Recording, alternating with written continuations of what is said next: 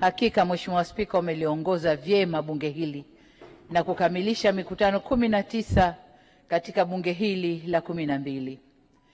Najua haikuwa kazi rahisi, lakini pia ni kazi nyepesi kwako, kwani kuna wengi na kila mmoja na kichwa chake ndani ya bunge hili.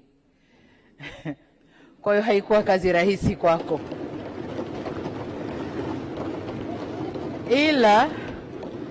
ila kwa uhodari mkubwa umeweza kufikisha mashua yetu bandarini kama wanavyofanya manahodha makini. Katika historia ya nchi yetu, wewe ni mwanamke wa pili kushika wadhifa huu wa juu kabisa katika mhimili huu wa kutunga sheria. Hakika hujatuangusha wanawake wenzio.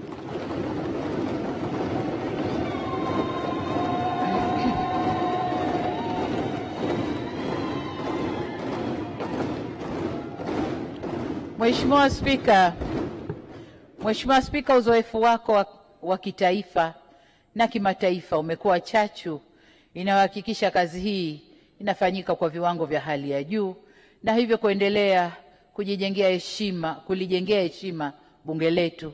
Hongereni sana. Aidha, Mheshimiwa Spika, nikupongeze kwa kutekeleza majukumu haya sambamba na majukumu yako ya rais wa 31 wa Umoja wa Mabunge Duniani. Mheshimiwa Spika, kule nako umeweka historia ya kuwa mwanamke wa kwanza kutoka Afrika kuchaguliwa kushika nafasi hiyo. Tunakupongeza sana kwa kuitumikia ipasavyo nafasi hiyo.